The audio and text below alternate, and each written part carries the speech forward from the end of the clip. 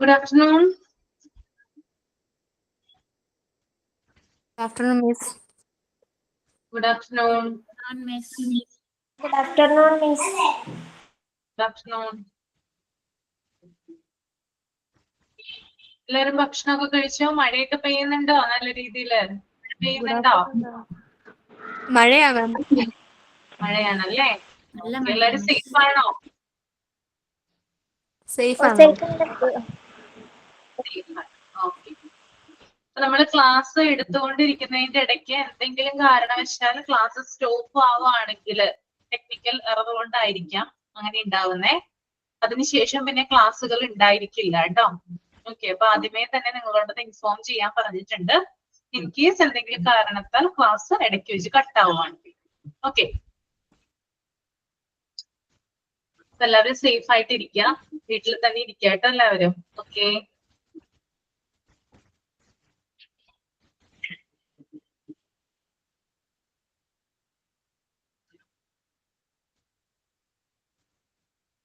നമുക്ക് സ്റ്റാർട്ട് ചെയ്യാം അല്ലെ. അപ്പൊ നമ്മൾ കഴിഞ്ഞ ക്ലാസ്സിൽ ട്രയേജിനെ കുറിച്ചിട്ടായിരുന്നു പറഞ്ഞത്. ട്രയേജ് എന്നാൽ എന്താണ്? മൈക്കൊന്ന് ഓഫ് ചെയ്യട്ടെ കേട്ടോ.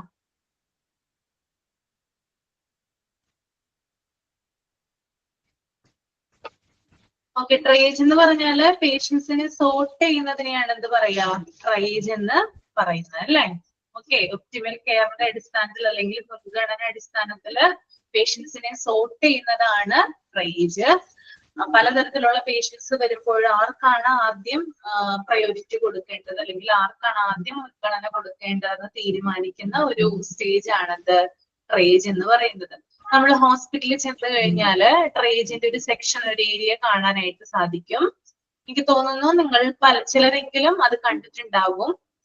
നമ്മൾ ഹോസ്പിറ്റലിൽ ചെല്ലുമ്പോൾ, ചില മൾട്ടി സ്പെഷ്യാലിറ്റി ഹോസ്പിറ്റലൊക്കെയാണ് നമ്മൾ ചെല്ലുന്നതെങ്കിൽ അവിടെ ഒരു സൈൻ ബോർഡ് കാണാം, ഒരു ബോർഡ് കാണാനായിട്ട് സാധിക്കും.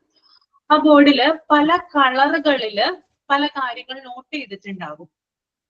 ആ കളേഴ്സ് എന്ന് പറയുന്നത് റെഡ് കളർ ഉണ്ടാകാം, ഗ്രീൻ കളർ ഉണ്ടാകാം, ഓറഞ്ച് കളർ ഉണ്ടാകാം, അതുപോലെ തന്നെ ബ്ലാക്ക് കളർ ഉണ്ടാകാം. അപ്പൊ ഓരോ പേഷ്യൻസിനും അവരുടെ മുൻഗണനയുടെ അടിസ്ഥാനത്തിൽ കളർ ടാഗ് എന്ത് ചെയ്യും? കൊടുക്കും. അതായത് ആർക്കാണ് ആദ്യം മുൻഗണന കൊടുക്കേണ്ടത് അല്ലെങ്കിൽ ഏത് വ്യക്തികൾക്കാണ് ആദ്യം പരിചരണം കൊടുക്കേണ്ടത് തീരുമാനിക്കുന്നത് ഈ ട്രയേജ് അല്ലെങ്കിൽ കളർ ടാഗുകളുടെ അടിസ്ഥാനത്തിലാണ്. അപ്പൊ നമുക്ക് ജസ്റ്റ് ആ കളർ ടാഗ് ഒന്ന് നോക്കാം. റെഡ് ടാഗ് ആണ് ആദ്യത്തേത് കേട്ടോ. നിങ്ങൾ ഇതിനെക്കുറിച്ച് കൂടുതലായിട്ട് ഡിസാസ്റ്റർ മാനേജ്മെന്റ് എന്ന് പറയുന്ന ഒരു ചാപ്റ്റർ ഉണ്ട്, അതിനകത്ത് കൂടുതൽ പഠിക്കും. ഓക്കെ, റെഡ് ടാഗ് ആണ് ആദ്യത്തേത്. റെഡ് എന്ന് പറഞ്ഞാല് നമ്മൾ ഇമ്മീഡിയറ്റ് ആയിട്ട് കെയർ കൊടുക്കേണ്ട ആളുകളെയാണ് റെഡിൽ ഉൾപ്പെടുത്തുന്നത്. ഓക്കെ, ഇമ്മീഡിയറ്റ് ആയിട്ട് കെയർ കൊടുക്കേണ്ട ആളുകളെ നമ്മൾ റെഡിൽ ഉൾപ്പെടുത്താം. ഫോർ എക്സാമ്പിൾ, ഇപ്പൊ കാർഡിയാക് അറസ്റ്റ് സംഭവിച്ചു വരുന്ന പേഷ്യൻസ് അല്ലെങ്കിൽ മേജർ ട്രോമയിൽ വരുന്ന പേഷ്യൻസ്, അവരെയൊക്കെ നമുക്ക് എന്ത് കാറ്റഗറിയിൽ ഉൾപ്പെടുത്താം? റെഡ് കാറ്റഗറിയിൽ ഉൾപ്പെടുത്താം. പ്രയോറിറ്റി 1 ആണെന്ത്? Red category. ഇമ്മീഡിയറ്റ് കെയർ ആണ് കൊടുക്കേണ്ടത്. രോഗി വന്നു കഴിഞ്ഞാൽ വിത്തിൻ 0 മിനിറ്റിനുള്ളിൽ എന്ത് കൊടുത്തിരിക്കണം? നമ്മള് രോഗിക്ക് കെയർ കൊടുത്തിരിക്കണം. ഓക്കെ, അപ്പൊ റെഡ് കാറ്റഗറി എന്ന് പറയുന്നത് എന്താണ്? പ്രയോറിറ്റി 1 ആണ്, ഇമ്മീഡിയറ്റ് കെയർ കൊടുക്കണം. വിത്തിൻ 0 മിനിറ്റിനുള്ളിൽ എന്ത് കൊടുത്തിരിക്കണം? നമ്മൾ കെയർ കൊടുത്തിരിക്കണം. അതുപോലെ തന്നെ കാർഡിയാക് അറസ്റ്റ്, മേജർ ട്രോമ, ഇത്തരത്തിലുള്ള പേഷ്യൻസിനെ നമ്മൾ ഉൾപ്പെടുത്തുന്ന കാറ്റഗറി എന്ന് പറയുന്നത് റെഡ് കാറ്റഗറിയാണ്. മനസ്സിലാവുന്നുണ്ടോ? പറയുന്നത് മനസ്സിലാവുന്നുണ്ടോ? ക്ലിയർ ആകുന്നുണ്ടോ? ഓക്കെ, നെക്സ്റ്റ് വരുന്നത് യെല്ലോ കാറ്റഗറിയാണ് കേട്ടോ. യെല്ലോ കാറ്റഗറി എന്ന് പറഞ്ഞാല് എമർജൻസി തന്നെയാണ്. അതായത് നമ്മൾ ആദ്യം റെഡ് കാറ്റഗറി പറഞ്ഞു, എമർജൻസി കെയർ ആണെന്ന് പറഞ്ഞു അല്ലെ. അതുപോലെ തന്നെ എമർജൻസി കെയർ വരുന്ന ഒന്നാണ് എന്ത്? യെല്ലോ കാറ്റഗറി എന്ന് പറയുന്നത്.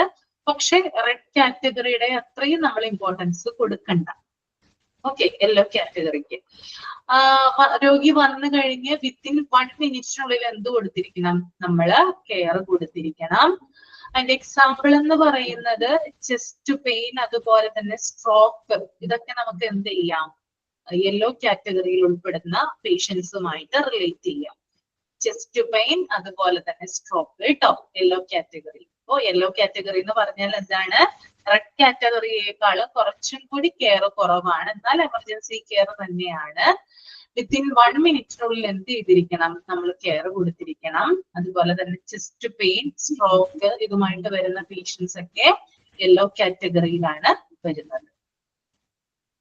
ഓക്കെ, നെക്സ്റ്റ് വൺ ഗ്രീൻ കാറ്റഗറിയാണ്. ഗ്രീൻ കാറ്റഗറി എന്ന് പറയുമ്പോൾ നമുക്ക് എന്താ പറയാ, അത്രയും, അതായത് എമർജൻസി കേസ് അല്ല.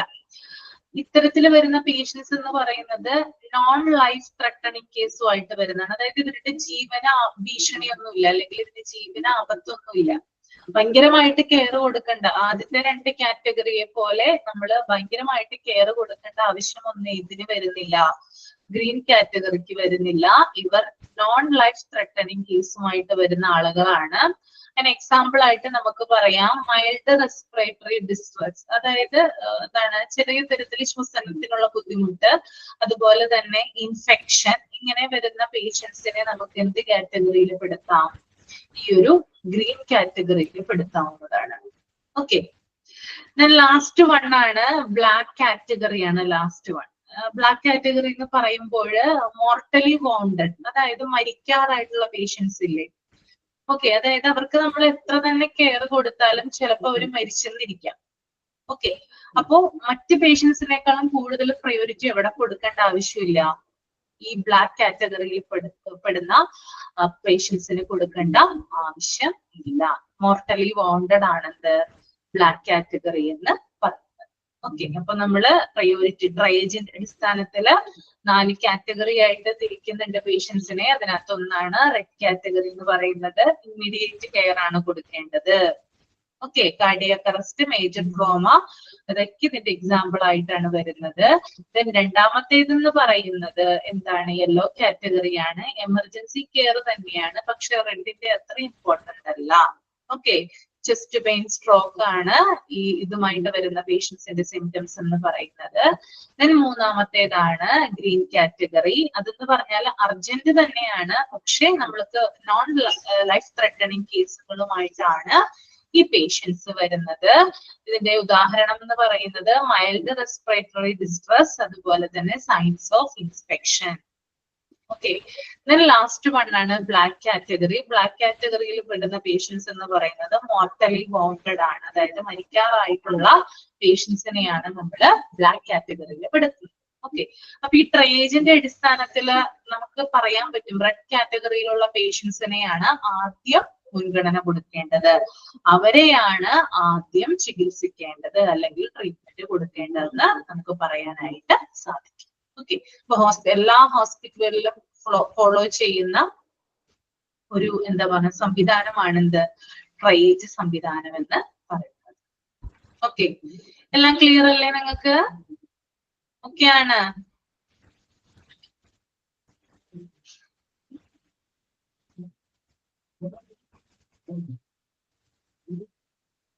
നമുക്ക് അടുത്തത് നോക്കാം, റിസപ്ഷൻ. ഓക്കെ, അതായത് ആക്സിഡന്റ് ആൻഡ് എമർജൻസി ഡിപ്പാർട്ട്മെന്റ് റിസപ്ഷന്റെ കാര്യമാണ് പറയുന്നത്. ക്ലോസ് ഓപ്പറേഷണൽ റിലേഷൻഷിപ്പ് എക്സിസ്റ്റ് വിത്ത് ട്രയേജ്, അതായത് ട്രയേജ് ഏരിയയുമായിട്ട് വളരെ എന്താ പറയാ ക്ലോസ് ആയിട്ടുള്ള ഒരു ബന്ധം വേണം എന്ത്? റിസപ്ഷന്. റിസപ്ഷൻ ഇരിക്കുന്ന ഏരിയയും അതുപോലെ തന്നെ ട്രയേജ് ഏരിയയും തമ്മിൽ എന്തുണ്ടായിരിക്കണം? ക്ലോസ് ആയിട്ടുള്ള ഒരു റിലേഷൻ ഉണ്ടായിരിക്കണം, അല്ലെങ്കിൽ ട്രയേജിന്റെ അടുത്ത് തന്നെ ആയിരിക്കണം ഈ റിസപ്ഷൻ എന്ന് പറയുന്നത് ഉണ്ടായിരിക്കേണ്ടത്. ഓക്കെ, ട്രയേജിന്റെ അടുത്ത് തന്നെ ആയിരിക്കണം എന്തുണ്ടായിരിക്കേണ്ടത്? റിസപ്ഷൻ ഉണ്ടായിരിക്കേണ്ടത്. ഓക്കെ, രണ്ടാമത്തെ point, after triage patients details are recorded by the clerical staff. ട്രയേജിന് ശേഷം, അതായത് ഞാൻ പറഞ്ഞു പലതരത്തില് രോഗികളെ സോർട്ട് ചെയ്യുക അല്ലെങ്കിൽ കാറ്റഗറി അനുസരിച്ച് തിരിക്കുക, ആ ഒരു പ്രോസസ്സിന് ശേഷം എന്ത് ചെയ്തിരിക്കണം? രോഗിയെ പലതരത്തിലുള്ള ഏരിയകളിലൊക്കെ കൊണ്ടുപോകുമല്ലോ ട്രയേജിന് ശേഷം. അതായത് മുൻഗണന അടിസ്ഥാനത്തിൽ ഓരോ സ്ഥലത്തേക്ക് കൊണ്ടുപോയി അവിടെ ചെന്നതിന് ശേഷം പേഷ്യൻസിന്റെ ഡീറ്റെയിൽസ് അവിടെയുള്ള ഒരു ക്ലറിക്കൽ സ്റ്റാഫ് വന്ന് എന്ത് ചെയ്തിരിക്കണം, റെക്കോർഡ് ചെയ്തിരിക്കണം. ഈ എമർജൻസി ഡിപ്പാർട്ട്മെന്റിൽ വരുന്ന പല പേഷ്യൻസും ഞാൻ പറഞ്ഞിരുന്നു ആദ്യം രജിസ്ട്രേഷൻ ചെയ്തിട്ടായിരിക്കില്ല വരുന്നത് അല്ലെ. അവർക്ക് പെട്ടെന്ന് പരിചരണം കൊടുത്തതിന് ശേഷമായിരിക്കും, അല്ലെങ്കിൽ ഫസ്റ്റ് എയ്ഡ് പോലുള്ള കാര്യങ്ങൾ കൊടുത്തതിന് ശേഷമായിരിക്കുള്ളൂ അവരുടെ രേഖകൾ എന്ത് ചെയ്യുന്നത് അല്ലെങ്കിൽ ഡീറ്റെയിൽസ് എടുക്കുന്നത്. അപ്പൊ ഈ ട്രയേജിന് ശേഷമാണ് എന്ത് ചെയ്യുക, ഈ എമർജൻസി ഡിപ്പാർട്ട്മെന്റിലുള്ള ഒരു സ്റ്റാഫ് വന്നിട്ട് ഇവരുടെ ഡീറ്റെയിൽസ് കളക്ട് ചെയ്യുക. അതാണ് രണ്ടാമത്തെ സ്റ്റെപ്പ്.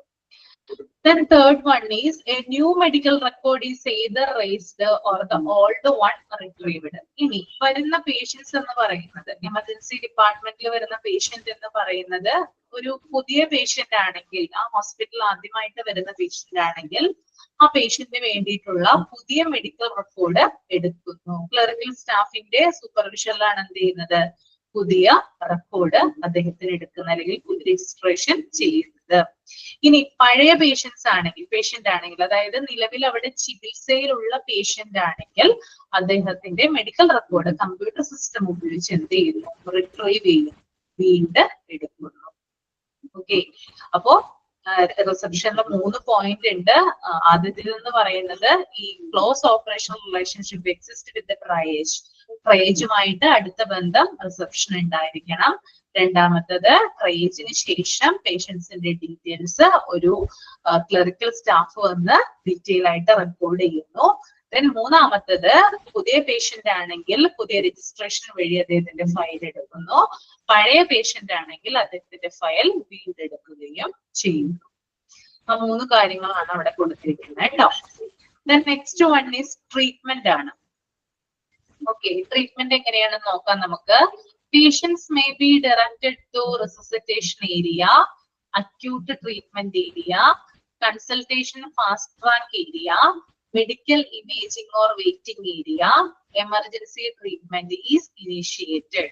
എങ്ങനെയാണ് പേഷ്യൻസിന് ട്രീറ്റ്മെന്റ് കൊടുക്കുന്നത്? ഞാൻ പറഞ്ഞിട്ടുണ്ടായിരുന്നു പേഷ്യൻസിനെ ആദ്യം കൊണ്ടുവരുന്നത് റിസസിറ്റേഷൻ ഏരിയയിലേക്കാണെന്ന് പറഞ്ഞിട്ടുണ്ടായിരുന്നു അല്ലെ. അവിടെ ഒരു വിദഗ്ധമായിട്ടുള്ള ഒരു മെഡിക്കൽ ടീം ഉണ്ടാവാം, നഴ്സസ് ഉണ്ടാവാം, എക്യുപ്മെന്റ്സുകൾ ഉണ്ടാവാം. അതിന്റെ സഹായത്തോടു കൂടി രോഗിയെ എവിടേക്കാണ് കൊണ്ടുപോകേണ്ടതെന്ന് തീരുമാനിക്കുന്നു. അപ്പൊ രോഗി വരുമ്പോൾ ട്രീറ്റ്മെന്റ് എങ്ങനെയാണ് സ്റ്റാർട്ട് ചെയ്യുന്നത്? ആദ്യം രോഗിയെ റിസസിറ്റേഷൻ ഏരിയയിലേക്ക് കൊണ്ടുപോകുന്നു. ദെൻ അക്യൂട്ട് ട്രീറ്റ്മെന്റ് ഏരിയ, ഇതൊക്കെ ഞാൻ വിശദമായിട്ട് പറഞ്ഞു തന്നിട്ടുണ്ടായിരുന്നു കേട്ടോ. അക്യൂട്ട് ട്രീറ്റ്മെന്റ് ഏരിയയിലേക്ക് കൊണ്ടുപോകുന്നു. ദെൻ കൺസൾട്ടേഷൻ ഏരിയയിലേക്ക് കൊണ്ടുപോകുന്നു. ഇനി രോഗിക്ക് മെഡിക്കൽ ഇമേജിങ്ങിന് വിധേയനാക്കണമെങ്കിൽ, അതായത് രോഗിക്ക് ഇപ്പോൾ MRI സ്കാനോ എന്തെങ്കിലും ചെയ്യണമെങ്കിൽ അതിന് വിധേയനാക്കുന്നു. ദെൻ വെയിറ്റിംഗ് ഏരിയയിലോട്ട് പോകുന്നു. ദെൻ എമർജൻസി ട്രീറ്റ്മെന്റിന്റെ ഭാഗങ്ങൾ ക്ലിയർ ആകുന്നു. ഓക്കെ, പേഷ്യന്റ് വരുമ്പോൾ ട്രീറ്റ്മെന്റിന്റെ കാര്യങ്ങളാണ് ഈ പറയുന്നത്. ആദ്യം റെസിസിറ്റേഷൻ ഏരിയയിലേക്ക് കൊണ്ടുപോകുന്നു, പിന്നെ acute treatment area, then consultation fast track area, then medical imaging or waiting area, emergency treatment is initiated. ഇത്രയും കാര്യങ്ങളൊക്കെ ആണോ? ഓക്കെ ആണോ? നെക്സ്റ്റ് വൺ ആണ് റീ ഇവാലുവേഷൻ. എന്താണ് നമുക്ക് റീ ഇവാലുവേഷൻ എന്ന് നോക്കാം. And ED physician will re-evaluate patient condition after treatment and assess test result because the result may give them additional insight into the type of treatment you need. Okay, എന്താണ് നോക്കാം നമുക്ക് പറഞ്ഞിരിക്കുന്നത്. അതായത് ഇവിടെ ED എന്ന് പറയുന്നുണ്ട് കേട്ടോ. ED എന്ന് പറഞ്ഞാൽ എന്താണ്? ED, what is mean by ED? നമ്മൾ പഠിച്ചതാണല്ലോ. എന്താണ് ED? ED എന്തിന്റെ ഷോർട്ട് ഫോമാ? ED കേട്ടിട്ടില്ല? ED എന്താ? Emergency department. ഓക്കെ, അപ്പൊ ചികിത്സയ്ക്ക് ശേഷം എന്ത് ചെയ്യുന്നുണ്ട്? എമർജൻസി ഡിപ്പാർട്ട്മെന്റ് ഫിസീഷ്യൻ, അതായത് എമർജൻസി ഡിപ്പാർട്ട്മെന്റിലുള്ള ഒരു ഫിസീഷ്യൻ രോഗിയുടെ കണ്ടീഷൻ വീണ്ടും വിലയിരുത്തുകയും ടെസ്റ്റ് റിസൾട്ടിന്റെ ബേസിൽ ഏത് ടൈപ്പാണ് ചികിത്സ എന്ന് വേണ്ടതെന്ന് നിർദ്ദേശിക്കുന്നു.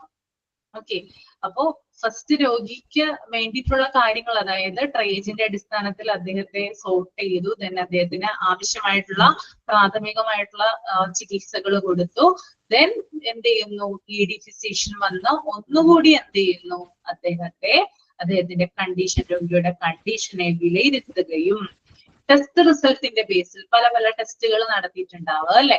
അപ്പൊ ടെസ്റ്റ് റിസൾട്ടിന്റെ ബേസിൽ ഏത് ടൈപ്പ് ചികിത്സയാണ് രോഗിക്ക് വേണ്ടതെന്ന് തീരുമാനിക്കുന്നു, അല്ലെങ്കിൽ ഒരു സജഷൻ കൊടുക്കുന്നു. ഓക്കെ, അതിനെയാണ് റീഇവാലുവേഷൻ എന്ന് പറയുന്നത്. ഓക്കെ, ദെൻ ഫിഫ്ത് പോയിന്റ് എന്ന് പറയുന്നത് ഡിസ്ചാർജ് ആണ്. ഡിസ്ചാർജ് എന്താണ് നമുക്ക് നോക്കാം. Based on treatment, patient to be removed after stabilization. അതായത് ട്രീറ്റ്മെന്റിന്റെ അടിസ്ഥാനത്തിൽ പേഷ്യന്റിനെ, അതായത് സ്റ്റെബിലൈസേഷൻ, അതായത് പേഷ്യന്റ് ഒന്ന് സ്റ്റേബിൾ ആയി എന്ന് വിചാരിക്കുക, പേഷ്യന്റെ കണ്ടീഷൻ ഓക്കെ ആയി, എമർജൻസി കണ്ടീഷൻ എന്താണ് ഓവർകം ചെയ്തു എന്ന് വിചാരിക്കാം. അദ്ദേഹം എമർജൻസി കണ്ടീഷനിൽ ഇപ്പൊ ഒന്ന് ഓക്കെ ആയിട്ട് വരുന്നുണ്ട്, സ്റ്റേബിൾ ആയിട്ട് വരുന്നുണ്ടെന്ന് കരുതിയാൽ, അങ്ങനെ കണ്ടാൽ എന്ത് ചെയ്യും, ഡിസ്ചാർജ് ചെയ്യും. മിക്കവാറും ഡിസ്ചാർജ് ചെയ്യുന്നത് വാർഡിലേക്കായിരിക്കാം കേട്ടോ. ചില കേസുകളിൽ മാത്രമാണ് വീട്ടിലേക്ക് വിടുക. ഭൂരിഭാഗം കേസുകളിലും ഹോസ്പിറ്റൽ വാർഡിലേക്കായിരിക്കും എന്ത് ചെയ്യുക, ഡിസ്ചാർജ് ചെയ്യുക. അതായത് എമർജൻസി ഡിപ്പാർട്ട്മെന്റിൽ നിന്ന് വാർഡിലേക്ക് മാറ്റും. ഓക്കെ, അപ്പോ ഇത് എപ്പോഴാണ് സംഭവിക്കുക, പേഷ്യന്റ് കണ്ടീഷൻ ഒന്ന് സ്റ്റേബിൾ ആയ ശേഷമാണ് ഈ അദ്ദേഹത്തെ റിമൂവ് ചെയ്യുന്നത്.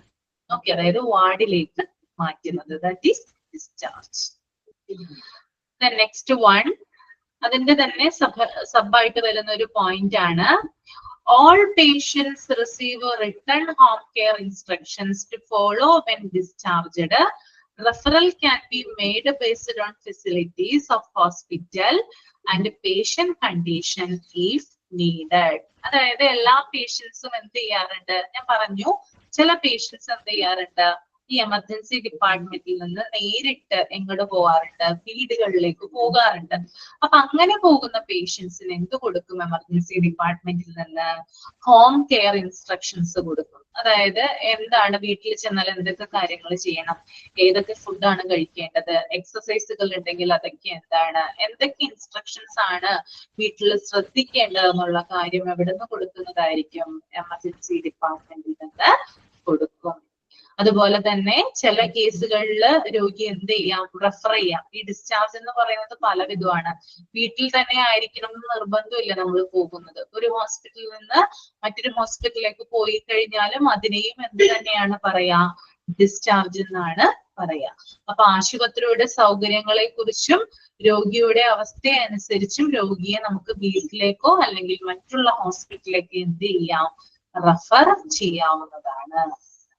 ഓക്കെ, ഞാൻ പറഞ്ഞു വീട്ടിലേക്ക് തന്നെ ആയിരിക്കണം എന്നില്ല റെഫർ ചെയ്യുന്നത് അല്ലെങ്കിൽ പോകുന്നത്, ചിലപ്പോ മറ്റു ഹോസ്പിറ്റലിലേക്ക് ആയിരിക്കാം. ചിലപ്പോ ചില കാരണങ്ങൾ എന്ന് വെച്ചാല് ചില ഹോസ്പിറ്റലില് വേണ്ടത്ര ഫെസിലിറ്റീസ് ഉണ്ടാവില്ല, രോഗിക്ക് കൊടുക്കാനുള്ള ഫെസിലിറ്റീസ് ഉണ്ടാവില്ല, അതുകൊണ്ടായിരിക്കാം പോകുന്നത്. അങ്ങനെ പല കേസിൽ എന്താ പറയാ, എമർജൻസി ഡിപ്പാർട്ട്മെന്റിൽ നിന്ന് ഡിസ്ചാർജ് ആവാം. ഓക്കെ, അപ്പൊ അങ്ങനെ പോകുമ്പോൾ വേണ്ട രീതിയിലുള്ള ഇൻസ്ട്രക്ഷൻസും കാര്യങ്ങളൊക്കെ എവിടെ നിന്ന് കൊടുക്കുന്നുണ്ട്, ഈ ഒരു എമർജൻസി ഡിപ്പാർട്ട്മെന്റിൽ നിന്ന് കൊടുക്കും. ഓക്കെ ആണോ ഇത്രയും കാര്യങ്ങള്, പേഷ്യന്റ് ഫ്ലോ?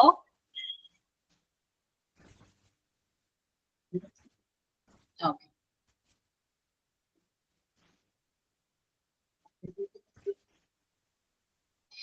ഇനി next one, emergency department work force. അതായത് എമർജൻസി ഡിപ്പാർട്ട്മെന്റിൽ വർക്ക് ചെയ്യുന്ന ആരൊക്കെയാണെന്ന് നമുക്ക് നോക്കാം. എന്താണ് അവിടുത്തെ വർക്ക് ഫോഴ്സ്, എന്താണ് ഡിപ്പാർട്ട്മെന്റിൽ? First one, casualty medical officer ആണ്. അതായത് ഒരു ചീഫ് ആയിട്ടുള്ള ഒരാൾ ഉണ്ടാകും എമർജൻസി ഡിപ്പാർട്ട്മെന്റിൽ, അദ്ദേഹത്തെ പറയുന്ന പേരാണ് കാഷ്വാലിറ്റി മെഡിക്കൽ ഓഫീസർ.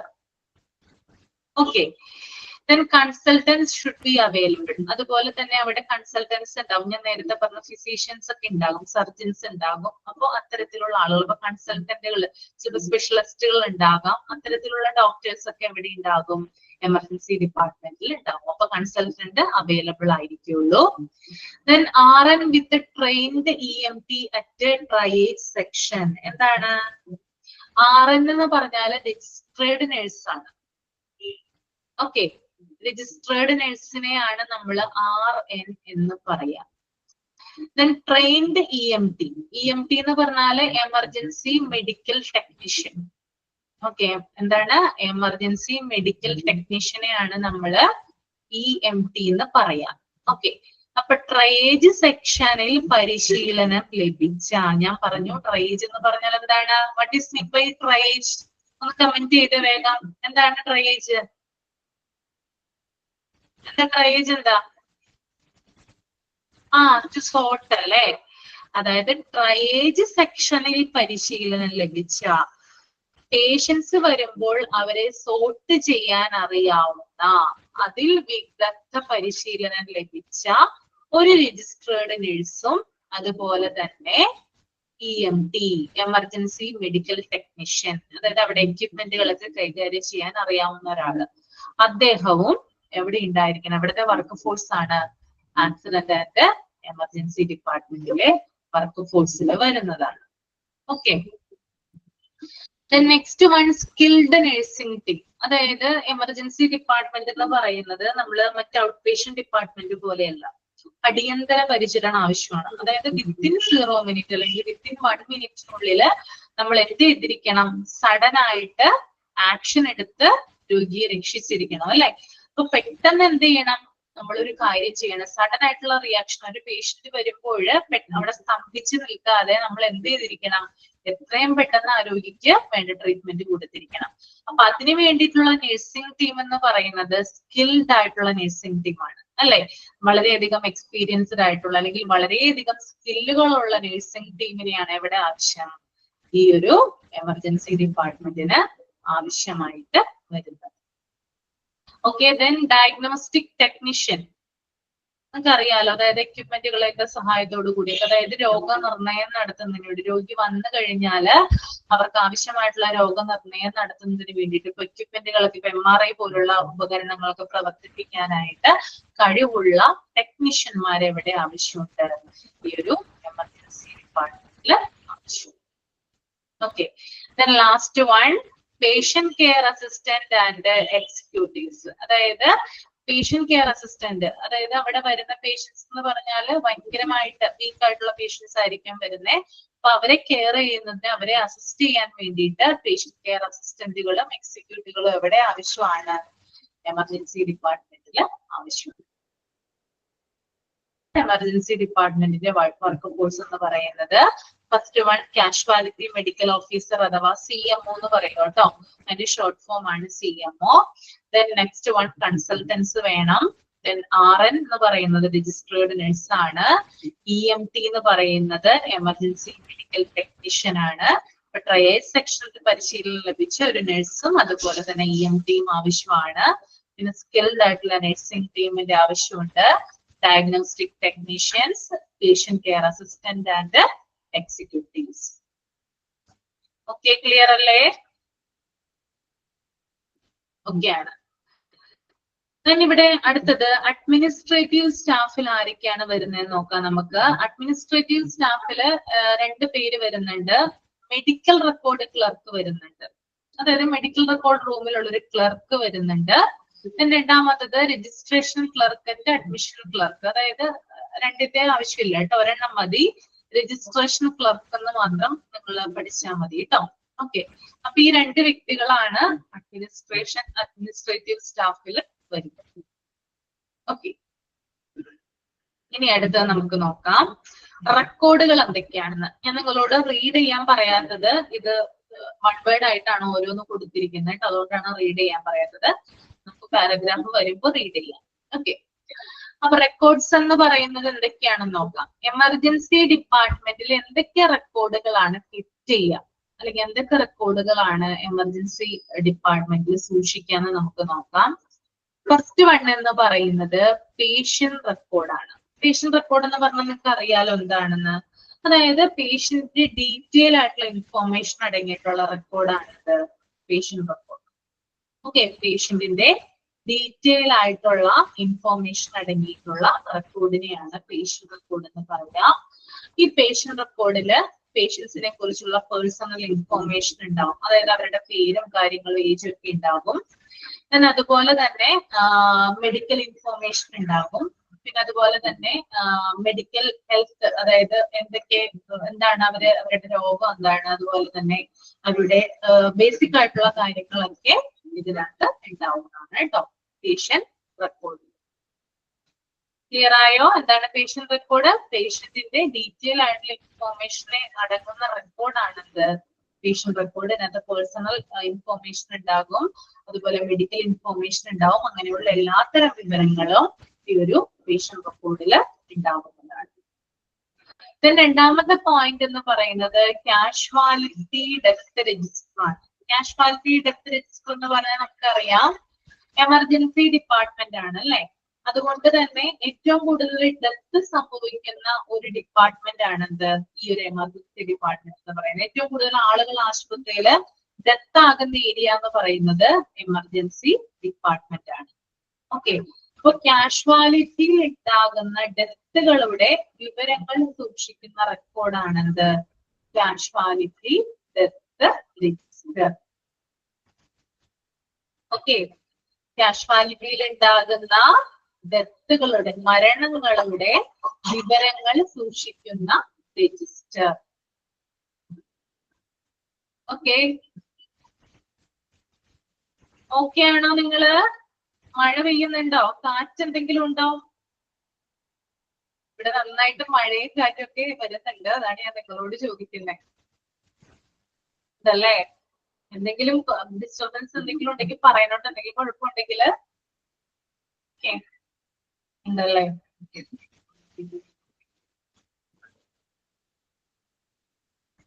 നമുക്ക് നോക്കാം observation and follow up record. എന്താണ് observation and follow up record? പേഷ്യൻസിന്റെ റിക്കവറി പീരീഡില് പേഷ്യൻസിന്റെ സ്റ്റാറ്റസ് ഒബ്സർവ് ചെയ്ത് രേഖപ്പെടുത്തുന്നത്.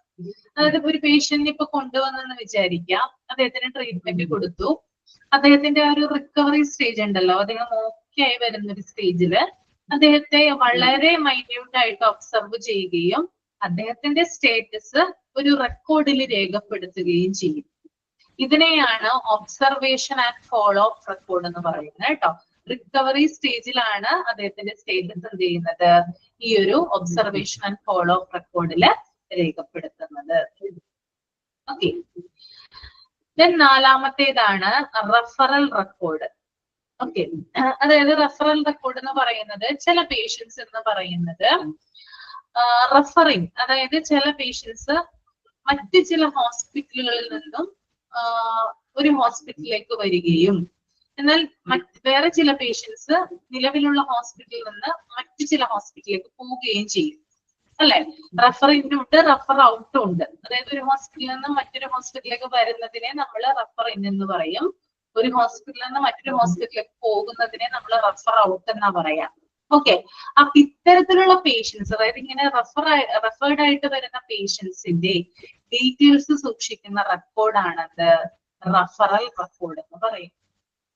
ഓക്കെ, അവർ ഏത് ഹോസ്പിറ്റലിൽ നിന്നാണ് വന്നത്, എന്ത് കാരണം കൊണ്ടാണ് അവർ വന്നത്, അങ്ങനെയുള്ള കാര്യങ്ങളൊക്കെയാണ് ഇത്തരത്തിൽ സൂക്ഷിക്കുക. ഇനി പോകുന്ന പേഷ്യൻസ് ആണെങ്കിൽ എന്ത് കാരണം കൊണ്ട് പോകുന്നു, എന്താണ് പേഷ്യന്റിന്റെ അവസ്ഥ, ഇങ്ങനെയുള്ള കാര്യങ്ങളൊക്കെയാണ് ഇതിനകത്ത് നമ്മൾ റെഫറൽ റെക്കോർഡിൽ നമ്മൾ റെക്കോർഡ് ചെയ്യുന്നത്. നെക്സ്റ്റ് വൺ ആണ് treatment record.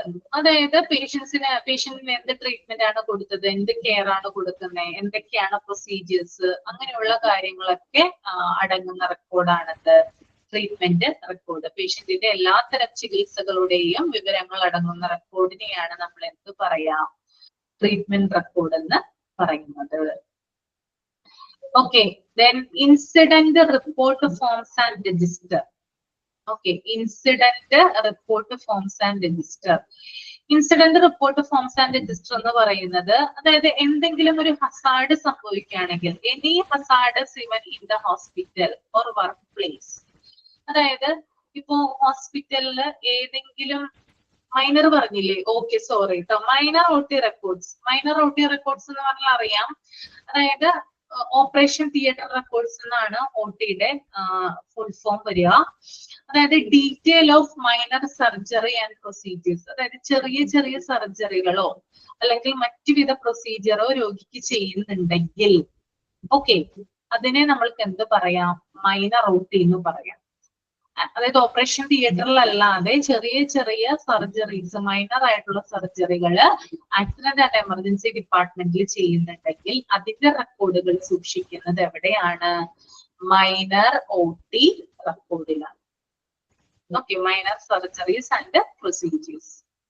Okay, the next one, incident report forms and register. അതായത് എന്തെങ്കിലും ഒരു ഹസാർഡസ് വർക്ക് പ്ലേസിൽ ഹോസ്പിറ്റലിൽ സംഭവിക്കുകയാണെങ്കിൽ, ഫോർ എക്സാമ്പിൾ എക്യുപ്മെന്റ് തകരാറിലായി എന്ന് വിചാരിക്കുക, ആക്സിഡന്റ് ആൻഡ് എമർജൻസി ഡിപ്പാർട്ട്മെന്റിൽ പ്രവർത്തിക്കുന്ന ഏതെങ്കിലും ഒരു എക്യുപ്മെന്റ് തകരാറിലായി, അല്ലെങ്കിൽ ഏതെങ്കിലും ഒരു പേഷ്യന്റ് വീണു, ഓക്കെ, അതുപോലെ തന്നെ എന്തെങ്കിലും ഒരു കാര്യം, ഇപ്പോ നീഡിൽ സ്റ്റിക്ക് ഇഞ്ചുറി അങ്ങനെയുള്ള കാര്യങ്ങൾ എന്തെങ്കിലും സംഭവിച്ചു എന്ന് വിചാരിക്കുക, ഹോസ്പിറ്റലിൽ അസാധാരണമായി ഉണ്ടാകുന്ന സംഭവങ്ങൾ, അതാണ് ഈ ചുരുക്കി പറയുന്നത്. ഹോസ്പിറ്റലിൽ അസാധാരണമായി ഉണ്ടാകുന്ന സംഭവങ്ങള് നമ്മൾ എന്ത് ചെയ്യാറുണ്ട്, റിപ്പോർട്ട് ചെയ്യാറുണ്ട്. അതൊരു രജിസ്റ്ററിൽ എന്ത് ചെയ്യാറുണ്ട്, രേഖപ്പെടുത്തി വെക്കാറുണ്ട്. ഫോർ എക്സാമ്പിൾ ഒരു പേഷ്യന്റ് വീണാൽ, പേഷ്യന്റ് ഫോൾ ഉണ്ടായാൽ, അല്ലെങ്കിൽ നീഡിൽ സ്റ്റിക്ക് ഇഞ്ചുറി ഉണ്ടായാൽ, ഓക്കെ, നമ്മളിപ്പോ കുത്തി എന്താ പറയുക ഇഞ്ചക്ഷൻ ഒക്കെ കൊടുക്കുമല്ലോ, അപ്പൊ നീഡിൽ സംഭവം ഉണ്ടല്ലോ, നമ്മുടെ സൂചി സിറഞ്ച് അതുപോലെ നീഡിൽ സ്റ്റിക്ക്, ആ ഒരു കാര്യങ്ങൾ കൊണ്ട് എന്തെങ്കിലും ഒരു വീഴ്ച വന്നാൽ, അല്ലെങ്കിൽ ഏതെങ്കിലും ഒരു പ്രവർത്തിക്കുന്ന ഉപകരണം ഫെയിലിയർ ആയാൽ, ഇതൊക്കെ എന്താണ്, ഹോസ്പിറ്റലിൽ ഉണ്ടാകുന്ന ഇൻസിഡന്റുകളാണ്. അപ്പൊ ഇത്തരം ഇൻസിഡന്റുകളെ റെക്കോർഡ് ചെയ്യുന്നതിന് അല്ലെങ്കിൽ റിപ്പോർട്ട് ചെയ്യുന്നതിന് ഒരു രജിസ്റ്റർ ഉണ്ട്.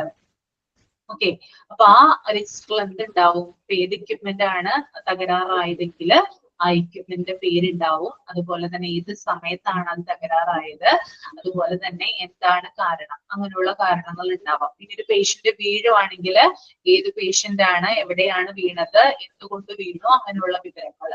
അപ്പൊ അത്തരത്തിലുള്ള വിവരങ്ങളൊക്കെ സൂക്ഷിച്ചു വെക്കുന്ന റെക്കോർഡാണ് incident report forms and register എന്ന് പറയുന്നത്. അപ്പൊ ചിലവര് വിചാരിക്കും incident report forms and register എന്ന് പറയുന്നത് ഇപ്പൊ ആക്സിഡന്റ് ആയിട്ട് വരുന്ന പേഷ്യൻസ്, ആക്സിഡന്റിന്റെ കാരണം എന്താണ്, അല്ലെങ്കിൽ ആ പേഷ്യന്റ് എന്തിനു വേണ്ടിയിട്ടാണ് വന്നത്, അങ്ങനെയുള്ളതാണെന്ന് ചിലവരെങ്കിലും തെറ്റിദ്ധരിച്ചേക്കാം. അതുകൊണ്ടാണ് ഞാൻ ഇത്ര ഡീറ്റെയിൽ ആയിട്ട് പറയുന്നത് കേട്ടോ. അപ്പൊ ഹോസ്പിറ്റലിൽ ഉണ്ടാകുന്ന അസാധാരണമായ സംഭവങ്ങളെ നോട്ട് ചെയ്യുന്നതിന് വേണ്ടിയിട്ട് ഉപയോഗിക്കുന്ന രജിസ്റ്റർ ആണെന്ത്, incident report forms and register എന്നതുകൊണ്ട് ഉദ്ദേശിക്കുന്നത്.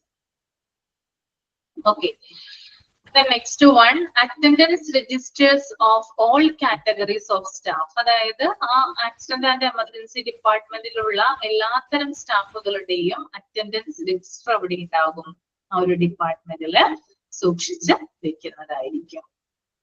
Okay, the next one, register of duty doctors, specialist etcetera. അതുപോലെ തന്നെ അവിടെയുള്ള ഡ്യൂട്ടി ഡോക്ടേഴ്സ്, അവിടെ വരുന്ന സ്പെഷ്യലിസ്റ്റ്, അവരുടെ ഒക്കെ രജിസ്റ്റർ എവിടെ ഉണ്ടാകും, ഈ ഒരു എമർജൻസി ഡിപ്പാർട്ട്മെന്റിൽ സൂക്ഷിക്കുന്നതായിരിക്കും. Okay, then next one, all documents, example admission card, case sheet, drug chart, death certificate forms. അതുപോലെ തന്നെ ചില ഫോമുകളും എവിടെ സൂക്ഷിക്കുന്നുണ്ടാവും, ഈ ഒരു ഡിപ്പാർട്ട്മെന്റിൽ സൂക്ഷിക്കുന്നുണ്ടാവും. എന്തൊക്കെ ഫോമുകളാണ്, അഡ്മിഷൻ കാർഡ് ഉണ്ടാകാം, അതുപോലെ കേസ് ഷീറ്റ് ഉണ്ടാകാം, ഡ്രഗ് ചാർട്ടുകൾ ഉണ്ടാകാം, ഡെത്ത് സർട്ടിഫിക്കറ്റ് ഫോമുകൾ ഉണ്ടാവാം. ഇതൊക്കെ എവിടെ കീപ്പ് ചെയ്യുന്നതാണ്, ഈ ഒരു ഡിപ്പാർട്ട്മെന്റിൽ സൂക്ഷിക്കുന്നതാണ്. Then next one, MLC record with all diagnostic and investigation result and kept under lock and key under CMO casualty. ഇനി MLCയുടെ ഫുൾ ഫോം എന്ന് പറയുന്നത് മെഡിക്കോ ലീഗൽ കേസ് ആണ് കേട്ടോ. മെഡിക്കോ ലീഗൽ കേസിനെയാണ് നമ്മൾ MLC എന്ന് പറയാ. MLCയുമായി ബന്ധപ്പെട്ടിട്ടുള്ള എല്ലാത്തരം ഇൻവെസ്റ്റിഗേഷന്റെയും ഡയഗ്നോസ്റ്റിക്കിന്റെയും റിസൾട്ടുകൾ ആരാണ് സൂക്ഷിക്കേണ്ടത്, CMO ആണ് സൂക്ഷിക്കേണ്ടത്. CMO എന്ന് പറഞ്ഞാൽ കാഷ്വാലിറ്റി മെഡിക്കൽ ഓഫീസർ ആണ് സൂക്ഷിക്കേണ്ടത്. അദ്ദേഹം എന്ത് ചെയ്തിരിക്കണം? അത് ലോക്ക് ചെയ്ത് ആ ലോക്കിന്റെ കീ എന്ന് പറയുന്നത് സൂക്ഷിക്കേണ്ടത് ഇദ്ദേഹത്തിന്റെ കൈകളിലാണ്. അപ്പൊ എന്താണ് അതിന്റെ ഡീറ്റെയിൽ ഞാൻ പറയാം. MLC എന്താന്ന് വെച്ചാല് medico legal cases like accident and trauma, assault, rape, poisoning, unconscious brought dead should be stamped as MLC. ഞാൻ പറഞ്ഞു മെഡിക്കോ ലീഗൽ കേസ് എന്നാണ് MLCയുടെ ഫുൾ ഫോം വരുന്നത്. ഈ മെഡിക്കോ ലീഗൽ കേസുകൾ എന്ന് പറഞ്ഞാൽ അതിനകത്ത് ആക്സിഡന്റ് വരാം, അതുപോലെ തന്നെ ട്രോമ വരാം, ദെൻ അസാൾട്ട് ആക്രമണങ്ങൾ വരാം, അതുപോലെ റേപ്പ്. ഓക്കെ, റേപ്പ് എന്ന് പറഞ്ഞാൽ അറിയാലോ നിങ്ങൾക്ക്, ലൈംഗിക പീഡനം വരാം, ദെൻ പോയ്സണിങ് വിഷം കൊടുക്കല്, ദെൻ അൺകോൺഷ്യസ് ബ്രോഡ് ഡെത്ത് അതായത് അബോധാവസ്ഥയില് ഒരാളെ മരിച്ചു കൊണ്ടുവരിക. ഇങ്ങനെയുള്ള കാര്യങ്ങളൊക്കെ എന്തായിട്ടാണ് സ്റ്റാമ്പ് ചെയ്യുന്നത്? MLC ആയിട്ടാണ് സ്റ്റാമ്പ് ചെയ്യുന്നത്. ഓക്കെ, ഞാൻ നിങ്ങൾക്കൊരു ചെറിയൊരു കുഞ്ഞൊരു ഉദാഹരണം പറഞ്ഞുതരാം. റിയൽ ആയിട്ടുണ്ടായ ഒരു സംഭവമാണ്. ഒരു 2-3 വർഷങ്ങൾക്ക് മുമ്പ് ഒരമ്മ കുഞ്ഞിനെയും കൊണ്ട് ഹോസ്പിറ്റലിൽ വരികയാണ്. ഓക്കെ, അപ്പൊ കുഞ്ഞിന് ബോധമില്ല. ഡോക്ടർ എമർജൻസി ഡിപ്പാർട്ട്മെന്റിലാണ് കൊണ്ടുവരുന്നത്. അപ്പൊ ഡോക്ടർ ഒന്ന് നോക്കിയപ്പോ അമ്മയോട് ചോദിക്കുന്നുണ്ട്, കൂടെ വന്നത് അമ്മയാണല്ലോ, അപ്പൊ അമ്മയോട് ചോദിക്കുന്നുണ്ട് എന്താ പറ്റിയത് കുഞ്ഞിന് ചോദിച്ചു. അപ്പോ അമ്മ പറഞ്ഞു കുഞ്ഞ് കട്ടിലിൽ നിന്ന് വീണപ്പോൾ പിന്നീട് കുഞ്ഞ് എണീക്കുന്നുണ്ടായില്ല എന്ന് പറഞ്ഞു. ഓക്കെ, അപ്പൊ ഇത് കേട്ടിട്ട് എന്ത് ചെയ്യും ഡോക്ടർ? എന്ത് ചെയ്യും? ഒന്ന് ഒബ്സർവ് ചെയ്യും കുട്ടിയെ. അപ്പൊ ഒബ്സർവ് ചെയ്തതിന് ശേഷം ഈ ഡോക്ടർ എന്ത് ചെയ്തു? ഉടനെ തന്നെ ഈ കേസ് MLC ആയിട്ട് സ്റ്റാമ്പ് ചെയ്യുകയും, അതായത് ആ കുട്ടിയുടെ ഫയല് MLC ആയിട്ട് സ്റ്റാമ്പ് ചെയ്യുകയും ഉടനെ തന്നെ പോലീസിനെ ഇൻഫോം ചെയ്യുകയും ചെയ്തു. എന്തുകൊണ്ടായിരിക്കും അങ്ങനെ വരുന്നത്? അതായത് ഡോക്ടറുടെ പ്രൈമറി ഒബ്സർവേഷനിൽ ഡോക്ടർക്ക് മനസ്സിലായി ഈ കുട്ടിയെ മാരകമായിട്ട് പരിക്കേൽപ്പിച്ചിട്ടുണ്ട്. ഓക്കെ, ആ കുട്ടിയുടെ തലയിലും അതുപോലെ ദേഹത്തും എന്ത് ചെയ്യുന്നുണ്ട്? അതേപോലുള്ള ഇഞ്ചുറീസ് പറ്റിയിട്ടുണ്ട്. അപ്പൊ എന്താണ്? ഇതൊരു മർഡർ അറ്റംപ്റ്റ് ആണ് എന്നെന്ത് ചെയ്തു? ഡോക്ടർക്ക് മനസ്സിലായി. ഉടനെ തന്നെ ഡോക്ടർ എന്ത് ചെയ്തു? അത് MLC ആയിട്ട് ആ ഫയല് സ്റ്റാമ്പ് ചെയ്യുകയും ഉടനെ തന്നെ പോലീസിനെ ഇൻഫോം ചെയ്യുകയും ചെയ്തു. That is MLC. ഓക്കെ, അതായത് അസ്വാഭാവികമായിട്ടുള്ള കാരണങ്ങളാൽ പേഷ്യൻസിനെ കൊണ്ടുവരിക ചെയ്താൽ, അവരെ കൊണ്ടുവന്നാൽ ഉടനെ തന്നെ എന്ത് ചെയ്യണം? അവിടെ ചികിത്സിക്കുന്ന ഫിസീഷ്യൻ അല്ലെങ്കിൽ ഡോക്ടർ എന്ന് പറയുന്ന ആള് ആ ഒരു ഫയല് MLC ആയിട്ട് സ്റ്റാമ്പ് ചെയ്തിരിക്കണം. അപ്പൊ ഏതൊക്കെ കേസിലാണ് MLC വരുന്നത്? ഒരാളെ ആക്സിഡന്റ് പറ്റി കൊണ്ടുവന്നു വിചാരിക്കാം, അത് MLC ആയിട്ട് സ്റ്റാമ്പ് ചെയ്യും. ട്രോമ പറ്റി കൊണ്ടുവന്നെന്ന് വിചാരിക്കാം, അതും എന്താകും? അതും MLC ആയിട്ട് സ്റ്റാമ്പ് ചെയ്യും. അസാൾട്ട് എന്തെങ്കിലും ആക്രമണങ്ങള്, അദ്ദേഹത്തെ എന്തെങ്കിലും ഇഞ്ചുറീസോ അങ്ങനെയുള്ള പാടുകളൊക്കെ കണ്ടു കഴിഞ്ഞാല് അതും എന്താണ്? MLC ആയിട്ട് സ്റ്റാമ്പ് ചെയ്യും. റേപ്പ് അറ്റംപ്റ്റിന് വിധേയമായിട്ട് ഒരു കുട്ടിയെ കൊണ്ടുവന്നു വിചാരിക്കാം, അതും MLC ആണ്. വിഷം കൊടുത്ത രീതിയിൽ കൊണ്ടുവന്നു എന്ന് വിചാരിക്കാം, അതും എന്താണ്? MLC ആണ്. ഇനി ബോധം കെട്ട അവസ്ഥയിൽ, അസ്വാഭാവികമായിട്ട് ബോധം കെട്ട അവസ്ഥയിൽ കൊണ്ടുവരികയാണ്, അതും എന്താണ്? MLC ആയിട്ടാണ് സ്റ്റാമ്പ് ചെയ്യുക. ക്ലിയർ ആണോ? MLC ഓക്കെ ആണോ? ഓക്കെ ആണ്. Okay, then next one record എന്ന് പറയുന്നത് പോലീസ് ഇന്റിമേഷൻ ബുക്ക് ആണ്. ഞാൻ പറഞ്ഞു ഈ പോലീസ് എന്ന് പറഞ്ഞാൽ, അതായത് MLC കേസുകളിൽ പ്രധാനമായിട്ട് ഇത്തരത്തിലുള്ള അറ്റംപ്റ്റുകളൊക്കെ നടക്കുമ്പോൾ അല്ലെങ്കിൽ ഇത്തരത്തിലുള്ള MLC കേസുകളൊക്കെ റിപ്പോർട്ട് ചെയ്യുമ്പോൾ നമ്മൾ പോലീസിനെ ആശ്രയിക്കേണ്ടതുണ്ട് അല്ലെ? പോലീസിന്റെ ഇൻവെസ്റ്റിഗേഷൻ അല്ലെങ്കിൽ അവരുടെ സഹായം തേടേണ്ടതുണ്ട്. അതുകൊണ്ട് തന്നെ അവരുടെ ഇന്റിമേഷൻ ബുക്ക് എവിടെ ഉണ്ടായിരിക്കണം? ഈ ഒരു ആക്സിഡന്റ് ആൻഡ് എമർജൻസി ഡിപ്പാർട്ട്മെന്റിൽ ഉണ്ടായിരിക്കും. ഓക്കെ, ഇത്രയുമാണ് എന്ത് റെക്കോർഡുകൾ എന്ന് പറയുന്നത് കേട്ടോ. എന്തൊക്കെ റെക്കോർഡുകൾ നമ്മൾ നോക്കി? Patient record, casualty death register, observation and follow up record, referral record, treatment record, minor OT record, incident report forms and register, attendance register of all categories of staff, register of duty doctor specialist, an admission card, case sheet, drug chart, death certificate forms, MLC record, police intimation. Clear ആയെന്ന് കരുതുന്നു കേട്ടോ. തന്നെ ഈ ഒരു 5 point നിങ്ങൾ just ഒന്ന് read ചെയ്യാം. 2 minute എടുത്തൊന്ന് read ചെയ്യാം, എന്നിട്ട് ഞാൻ പറഞ്ഞുതരാം കേട്ടോ. Functions of the accident and emergency services which are. Okay, എന്തൊക്കെയാണ് ഒരു ആക്സിഡന്റ് ആൻഡ് എമർജൻസി സർവീസസിന്റെ ഫങ്ഷൻസ് എന്നാണ് ഇവിടെ കൊടുത്തിരിക്കുന്നത് കേട്ടോ. ഒന്ന് റീഡ് ചെയ്യാം, എന്നിട്ട് റീഡ് ചെയ്തിട്ട് ഒന്ന് തമ്പ് ചെയ്യാം.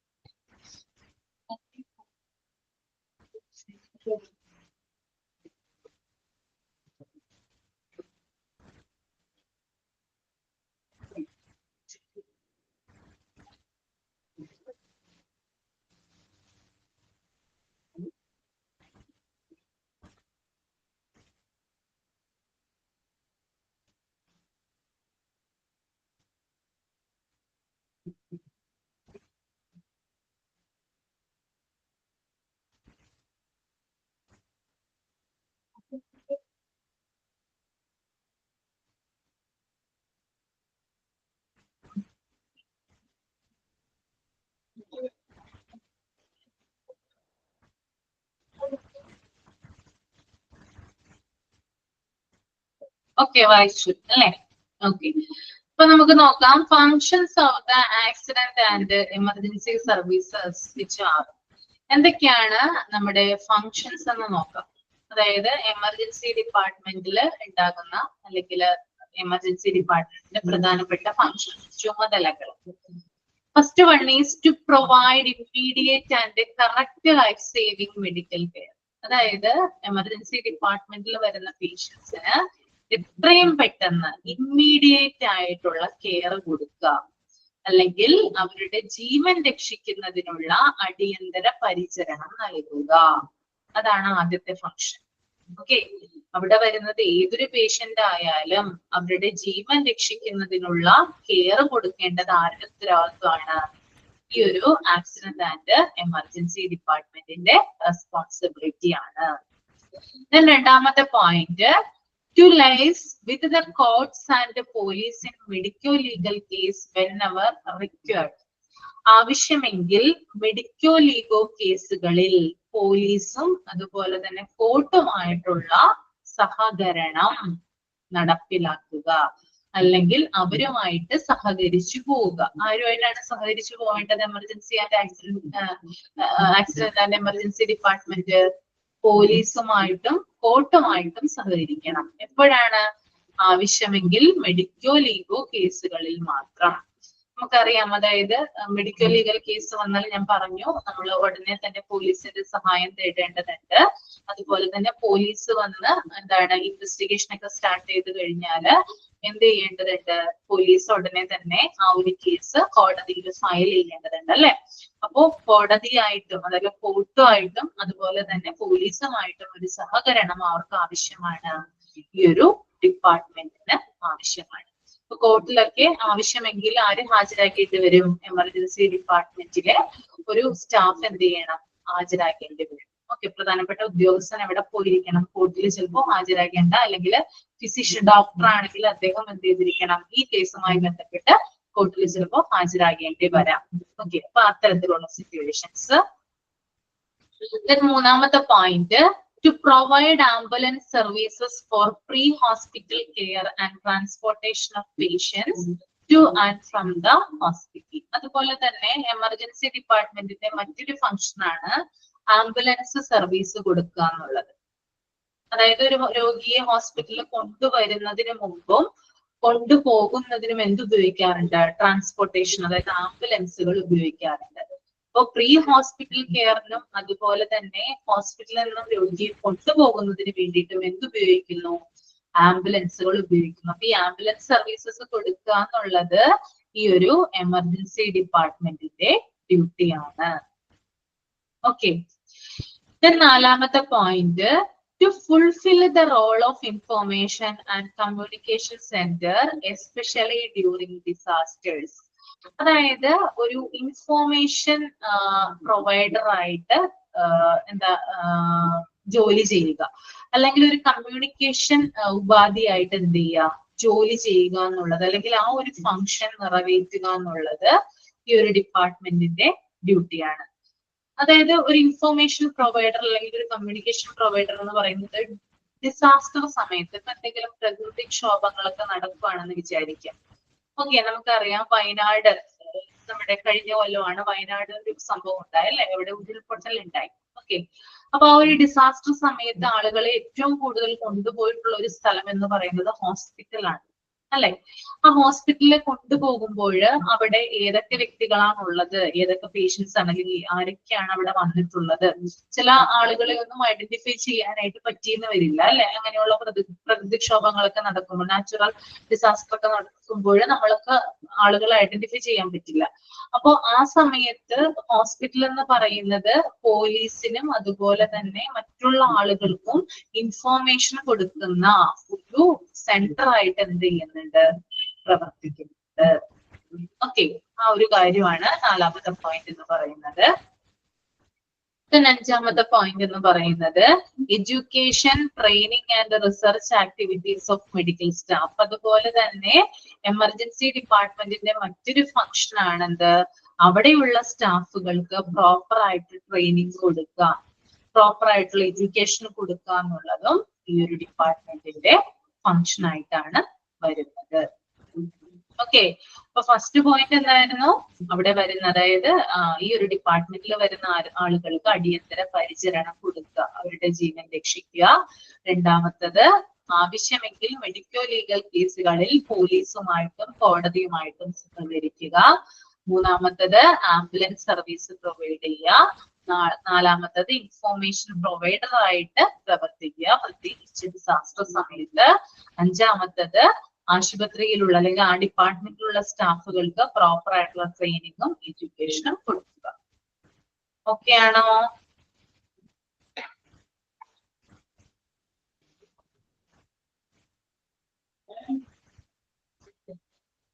Okay,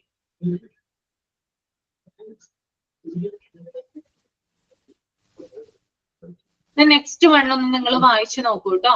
hospital administration must ensure. 2 minute എടുത്തൊന്ന് വായിച്ചു നോക്കൂ. ഹോസ്പിറ്റൽ അഡ്മിനിസ്ട്രേഷൻ ഉറപ്പുവരുത്തേണ്ട ചില കാര്യങ്ങളെ കുറിച്ചിട്ടാണ് അവിടെ പറയുന്നത് കേട്ടോ.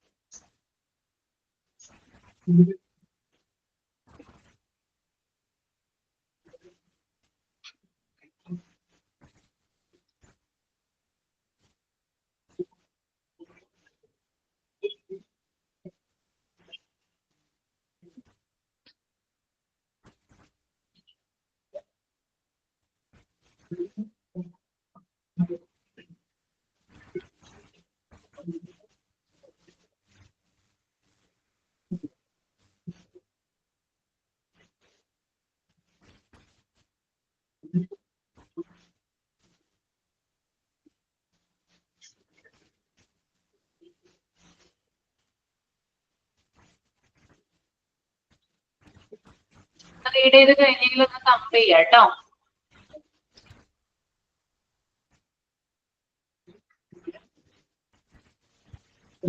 ഓക്കെ, നമുക്ക് നോക്കാം അല്ലേ.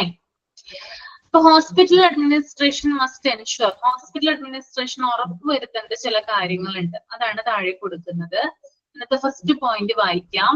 The ED must be organized and administered to meet the health care needs of its population. Emergency department എന്ന് പറയുന്നത് ആളുകളുടെ ആവശ്യങ്ങൾ നിറവേറ്റുന്നതിനായി പ്രവർത്തിക്കുന്ന ഡിപ്പാർട്ട്മെന്റ് ആയിരിക്കണം. ഇത് ഹോസ്പിറ്റൽ അഡ്മിനിസ്ട്രേഷൻ ഉറപ്പുവരുത്തേണ്ടതാണ് കേട്ടോ. എമർജൻസി ഡിപ്പാർട്ട്മെന്റ് എന്ന് പറയുന്നത് അവിടെ വരുന്ന ആളുകളുടെ ആവശ്യങ്ങൾ നിറവേറ്റുന്നതിനായിട്ട് പ്രവർത്തിക്കണം. ഓക്കെ, രണ്ടാമത്തെ point, operation of ED must be guided by written policies and procedures. അതായത് എമർജൻസി ഡിപ്പാർട്ട്മെന്റ് പ്രവർത്തിപ്പിക്കുന്നതിന് വേണ്ടിയിട്ട് അവിടെ റിട്ടൺ പോളിസികളും പ്രൊസീജിയേഴ്സും ഉണ്ടായിരിക്കണം. എഴുതപ്പെട്ട നയങ്ങളും നടപടിക്രമങ്ങളും അവിടെ ഉണ്ടായിരിക്കണം. ഒരു എമർജൻസി ഡിപ്പാർട്ട്മെന്റിൽ ഉണ്ടായിരിക്കണം. എഴുതി വെച്ചിരിക്കുന്ന പോളിസികൾക്കും പ്രൊസീജിയേഴ്സിനും അനുസൃതമായിട്ടായിരിക്കണം ആര് പ്രവർത്തിക്കേണ്ടത്? എമർജൻസി ഡിപ്പാർട്ട്മെന്റ് പ്രവർത്തിക്കേണ്ടത്. ദെൻ മൂന്നാമത്തെ point, medical and the nursing director of hospital along with the appropriate integration of ancillary services must ensure quality and safety in ED. അതുപോലെ തന്നെ എമർജൻസി ഡിപ്പാർട്ട്മെന്റിലെ ക്വാളിറ്റിയും സേഫ്റ്റിയും ആരാണ് ഉറപ്പുവരുത്തേണ്ടത്? നഴ്സിംഗ് ഡയറക്ടറും അതുപോലെ തന്നെ അതുമായി ബന്ധപ്പെട്ടിട്ടുള്ള ആൻസിലറി സ്റ്റാഫുകൾ എന്ത് ചെയ്യണം? EDയിലെ പ്രവർത്തനങ്ങൾ, എന്ത് പ്രവർത്തനങ്ങളാണ്? അവിടെയുള്ള ക്വാളിറ്റിയുമായി ബന്ധപ്പെട്ടിട്ടുള്ള കാര്യങ്ങൾ, സേഫ്റ്റിയുമായി ബന്ധപ്പെട്ടിട്ടുള്ള കാര്യങ്ങളൊക്കെ ഉറപ്പ് വരുത്തേണ്ടതുണ്ട്.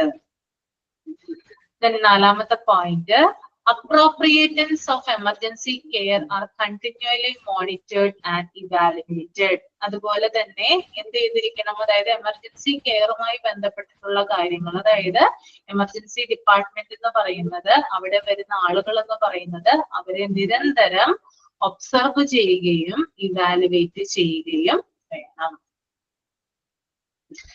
Next, the medical director should oversee all aspects of the practice of emergency medicine in ED. അതുപോലെ തന്നെ ഒരു മെഡിക്കൽ ഡയറക്ടർ EDയിലെ പ്രവർത്തനങ്ങൾ സൂപ്പർവൈസ് ചെയ്യണം.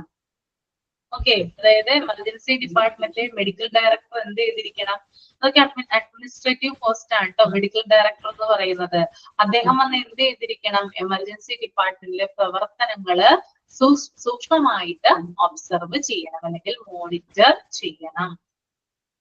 Then all new staff members should get a formal orientation program that addresses. അതുപോലെ തന്നെ emergency ഡിപ്പാർട്ട്മെന്റിൽ പുതുതായിട്ട് വരുന്ന സ്റ്റാഫുകൾക്ക് ഓറിയന്റേഷൻ പ്രോഗ്രാം കൊടുക്കണം. അവർക്ക് അവയർനെസ് കൊടുക്കണം. എന്തൊക്കെ കാര്യങ്ങളാണ് EDയിൽ ചെയ്യേണ്ടത്, എന്തൊക്കെ ജോലികളാണുള്ളത്, അങ്ങനെയുള്ള കാര്യങ്ങളെ കുറിച്ച് പുതിയ സ്റ്റാഫുകൾക്ക് അവയർനെസ് കൊടുക്കേണ്ടതും ഇവരുടെ ഉത്തരവാദിത്വമാണ്.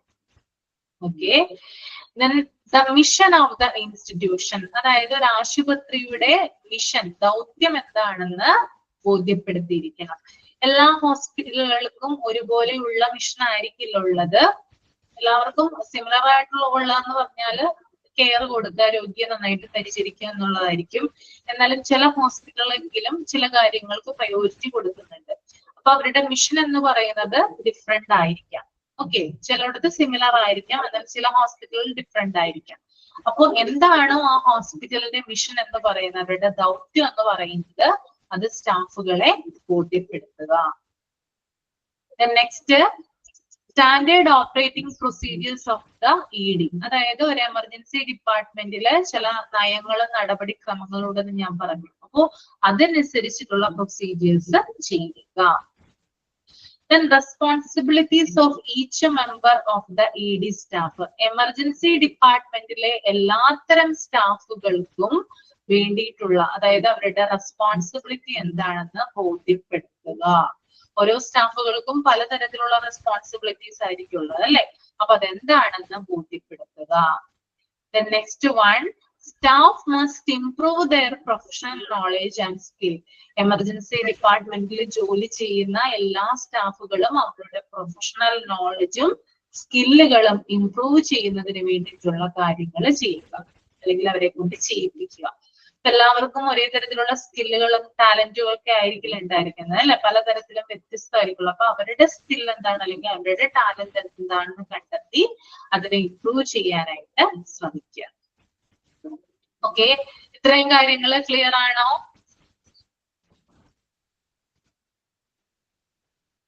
ഓക്കെ ആണോ?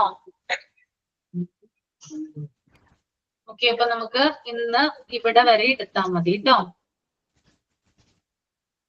എന്തെങ്കിലും ഡൗട്ട്? ഇത്രയും ഞാൻ എടുത്തു. എവിടം വരെ ഞാൻ എടുത്തത്? Staff must improve their professional knowledge and skill വരെ എടുത്തു. ഇത്രയും കാര്യങ്ങൾ പറഞ്ഞതിൽ എന്തെങ്കിലും ഡൗട്ട് ഉണ്ടെങ്കിൽ ഇപ്പൊ ചോദിക്കാവുന്നതാണ് കേട്ടോ. ഞാൻ മൈക്ക് ഓൺ ചെയ്യാം.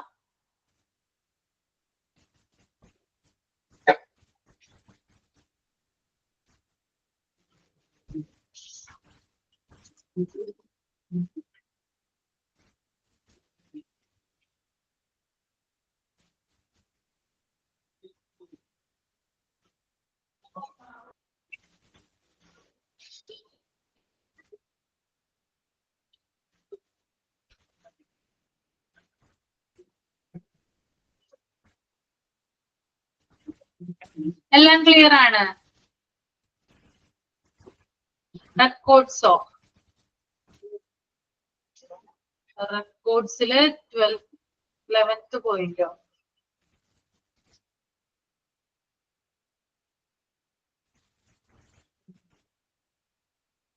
MLC ആണോ? MLC ആണോ ഉദ്ദേശിക്കുന്നത്?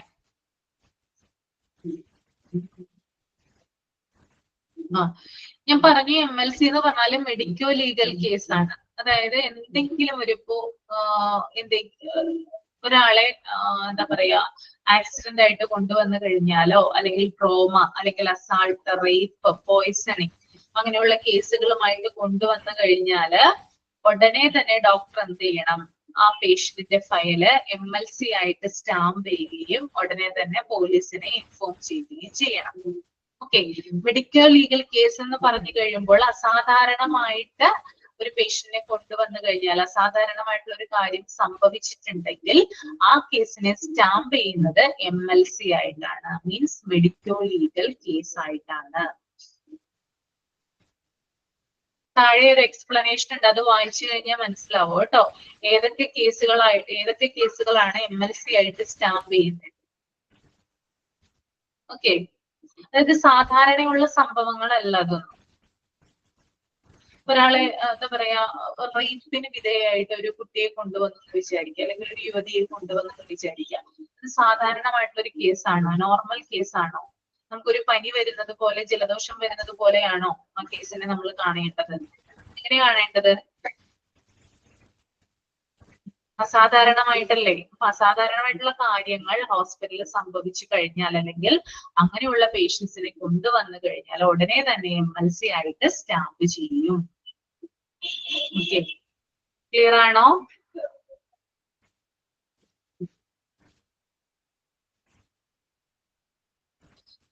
അതായത് ചില ഡോക്യുമെന്റുകളാണ്, അതായത് അഡ്മിഷൻ കാർഡ്, പേഷ്യന്റ് അഡ്മിറ്റ് ചെയ്യുന്നതിനുള്ള കാർഡുകള്, പിന്നെ കേസ് ഷീറ്റുകള്, ഡ്രഗ് ചാർട്ട്, മരുന്നുകളുമായി ബന്ധപ്പെട്ടുള്ള ചാർട്ടുകള്, ഡെത്ത് സർട്ടിഫിക്കറ്റിന്റെ ഫോമുകൾ, ഇതൊക്കെ ആക്സിഡന്റ് ആൻഡ് എമർജൻസി ഡിപ്പാർട്ട്മെന്റിൽ സൂക്ഷിക്കുന്ന ഫോമുകളാണ്.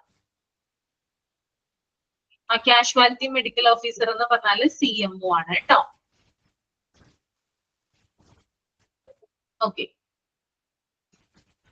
സ്റ്റാൻഡേർഡ് ഓപ്പറേറ്റിംഗ് പ്രൊസീജിയർ എന്ന് പറഞ്ഞാല് റിട്ടൺ പോളിസീസ് ആണ്. നമ്മളൊക്കെ ചില എഴുതപ്പെട്ട രേഖകളൊക്കെ ഉണ്ട് ഹോസ്പിറ്റലുകളിൽ, അതനുസരിച്ചിട്ടാണ് അവിടുത്തെ പ്രവർത്തനങ്ങൾ നടക്കുക. ഓക്കെ, അത് ഉറപ്പുവരുത്തിയിരിക്കണം എന്നാണ് അതിനകത്ത് പറയുന്നത്. ഓക്കെ ആണോ? ഇപ്പൊ ക്ലിയർ ആയോ? ഇനി ഡൗട്ട് ഒന്നും ഇല്ലല്ലോ? ക്ലിയർ ആണ് മാം, കുഴപ്പമില്ല. നമുക്ക് വൈൻഡപ്പ് ചെയ്യാം കേട്ടോ. ഓക്കെ, നെക്സ്റ്റ് ക്ലാസ്സിൽ കാണാം. Thank you, ma'am. Thank you, ma'am. Thank you, ma'am. U.